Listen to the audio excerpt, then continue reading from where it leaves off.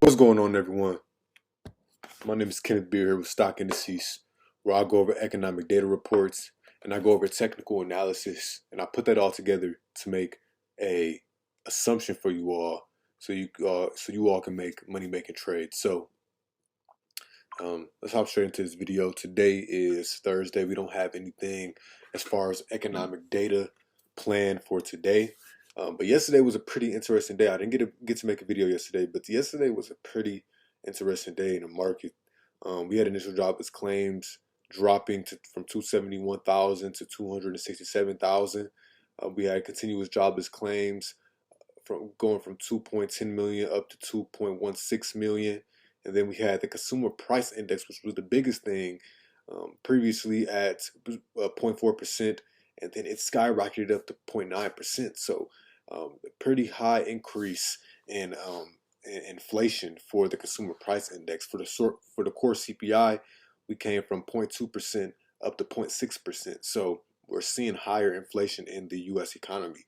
Wholesale inventories were at 1.1%, going up to 1.4% in the federal budget, negative 284 billion to negative 165 billion. So seeing a sharp decrease in federal budget and seeing an increase in wholesale inventory. So the biggest things that we were looking at yesterday was the consumer price index and the increasing pump in its percentage, showing us that we're seeing a larger amount in inflation, which we can go right into the charts here and see how that affected the market. So if we go in here, let's first look at volatility. So VIX yesterday had a big spike up almost to 20. We got up to about 1970, 1980, about the 1986. That's what we got. We're almost just about touching above that 20 area. So we saw a big increase in volatility, showing a larger amount of fear factor in the overall markets. And then now we're today seeing a little bit of a decrease in volatility. Volatility is seeming to come back to its normal levels, and we can see the market potentially go back to all-time highs after seeing that quick initial turn up of fear and volatility. So that was interesting to see. I remember saying in my video, if volatility gets up above those levels, gets above, I remember saying this resistance level up here, if it gets above 18 to 19 to 20-ish, we're going to see a larger than expected pullback. Not just a normal pullback. When we get a pullback and it pulls back, just a tiny bar, this is going to be a bigger pullback, a two-day candle pullback, or some sort of volatility actually stepping into the market here.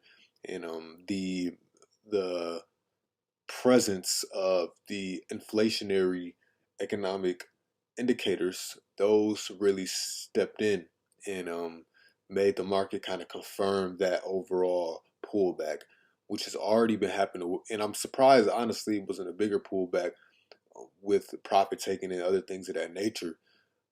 So that's, the fact that it's still maintaining a support level here, in spite of everything that's going on, showing us the overall general strength that the market is still seeing, which makes me believe that we're still seeing quite a bit of strength in the market.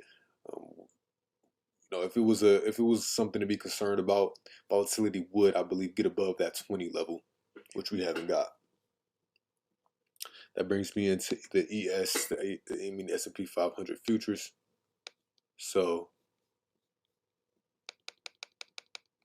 looking at the ES,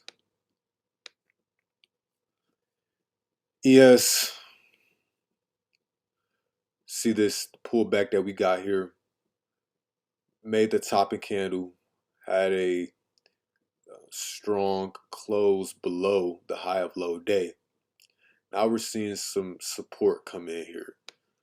Not the biggest support, not the most convincing support, but a very indecisive small wick candle. We go down to the 1 hour, we can see that we're bouncing just a little bit, We had the pullback, the higher lows happening here. We had a higher low, higher low, higher low, dropping down to the higher low. Now we're seeing a higher high, and it's looking kind of, what I would want to see here. Let's go to the 4-hour on this one. So if we look at the 4-hour, we're still seeing higher lows. We're still seeing higher lows on a 4-hour chart. You can see this higher low, higher low, higher low. And it looks like it's still veering back towards the downside here. But if we look at the 1-hour, we can see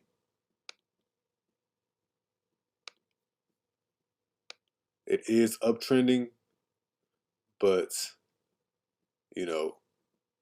it's not very strong. It's not shooting right back up.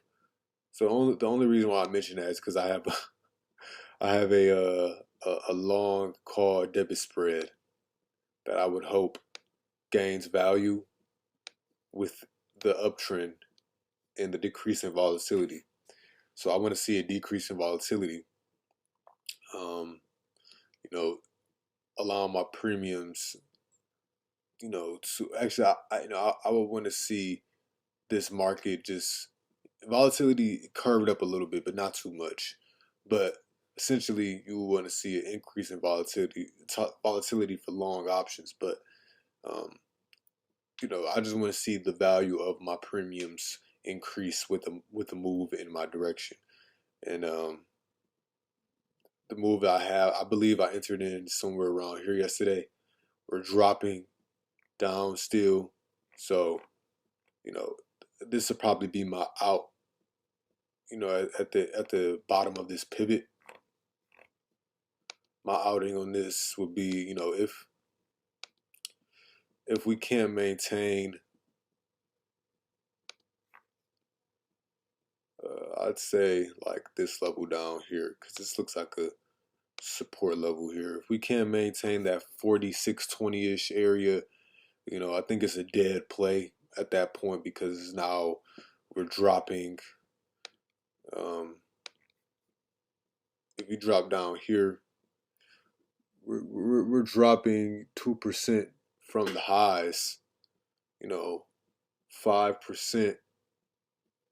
It's very far down. That'd be a very big drop. But even 2% of the highs from the S&P is quite a bit of a drop.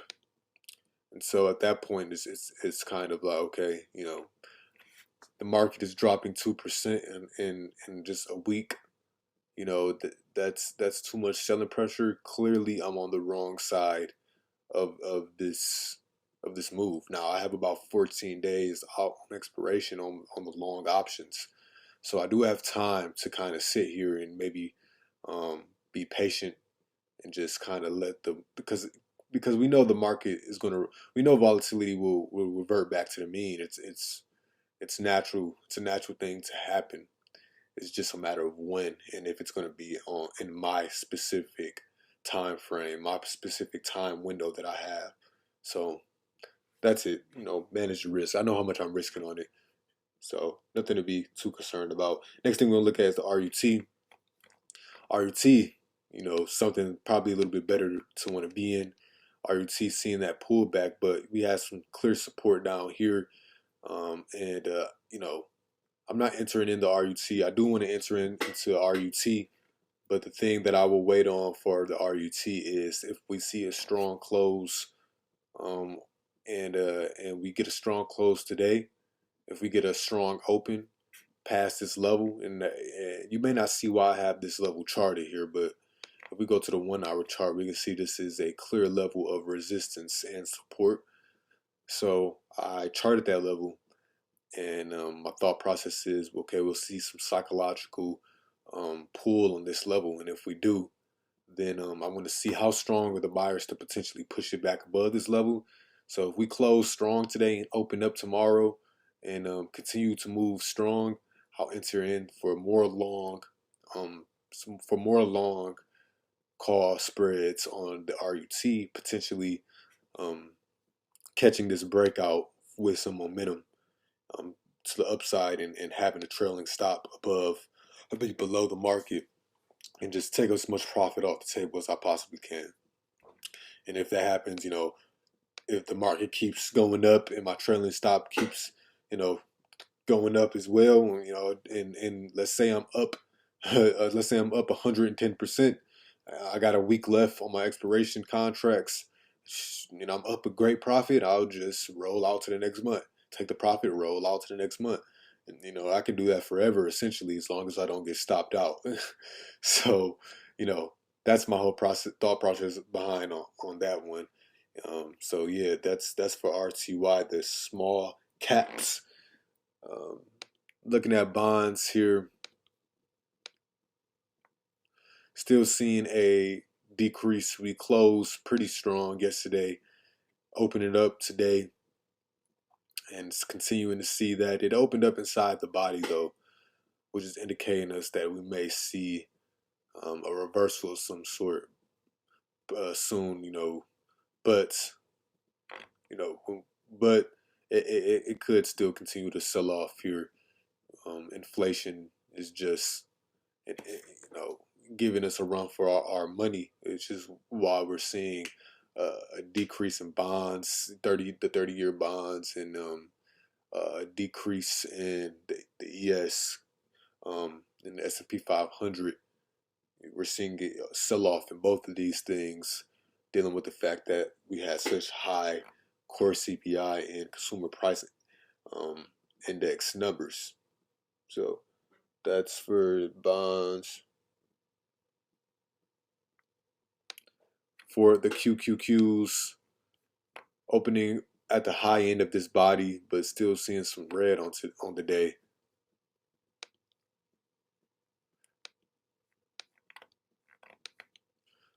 Um, so we can see we uptrended in the after hours, which is a good thing. We had a pretty nice uptrend. Opened up today, still seeing some weakness, but seeing some relative strength from the lows here. So that is a good sign, indicating to us that we are seeing buyers step in here. But if it takes out that low of the previous day, um, if it does that, I think that's signifying to us that sellers are entering in back into this market, which is not a good thing for people who are long bias. So I'm watching for that lower day. Every lower day that gets taken out is just a day conquered by the sellers. That's how I look at it. BE, my position on BE right now is holding up. Entered in on BE around here, sold off with that 2-day pullback we had on the overall markets, and today we kind of sort of gapped up a little bit. And now we're seeing strength right off of that, and clear trend break on this one. So it looks like a good sign to me. Bloom Energy, is a small cap stock. So RUT uptrending kind of signifies, kind of correlates with this. It does correlate, not kind of. It correlates with this stock. So that's why we're seeing a nice uptrend on this one today. And waiting to take this thing back. I have shares in this, about 30 shares on this. So not a very heavy position, very slight position on this one. And we'll look to see. I have a trailing stop on this as well. So we'll look to see how this goes. If we get the break, once I get about $100 in profit on this stock, I will then look to add after that $100 mark. So, I want to have an average, a decent average. I don't want to get in where, I could potentially increase my risk volatility if I'm not in profit like I want to be. So I need to be up quite a bit for me to think it's good to then start to scale in more shares into a position. I have to be comfortable enough with the profit that I currently have, and so I can scale in some more shares, and it won't be so catastrophic to what it is that I already have. If I have enough money, I start losing some, okay, I can easily get out and still have profit. But if I don't, it just, like I said, increase my risk volatility, which is not what I want to do. So that's all I got for you guys today. If you enjoyed this video, please leave a like, comment, and subscribe. Um, I make these videos for you all to have informative information. So if you see anything in my trading that you may want to implement into your own, by all means, feel free to do that. That's why I'm here. I'm here to help the community. I'm here to help traders better their technical analysis skills, their fundamental analysis skills, and their options trading skills. As well, soon I will be making a skill share where I will have more exclusive information on how to trade options, how to do long calls, debit spreads, credit spreads, how to do technical analysis, how to read economic indicators, how to read volume profile, how to put that together with the RSI, implied volatility, and all of these good things that you may not be so familiar with, but hear me talking about them and see them on my charts all the time. I'll break all of that stuff down on my Skillshare, which I'll have linked down in the description on a later video. I haven't posted anything to the Skillshare yet, so I'm not gonna put the link in yet. But once I do have things up there, you guys can go check that out. I have a ton of content on there. Some of it will be free. Some of it, you have to make an account for. That's just what's the more exclusive it is, the more knowledgeable it is. Invest in yourself at the end of the day. You want to invest in yourself. I feel like for you all, if you actually, for me, I know personally, when I pay for something, it makes me more invested in what it is because I'm actually paying. But when something is free, I know it's just free, so I don't invest as much as my time into it. But yeah, if you guys want to see more in-depth information, I will have a Skillshare up so you guys can have that more in-depth information in the future. So with that being said, I'll see you all in the next one. Click that video up in the right hand corner, by the way. It'll lead you to my other videos that are just like this one. So yeah, y'all have a good, safe trading day. Don't make any wrong risk management mistakes. And I'll see you all in the next one.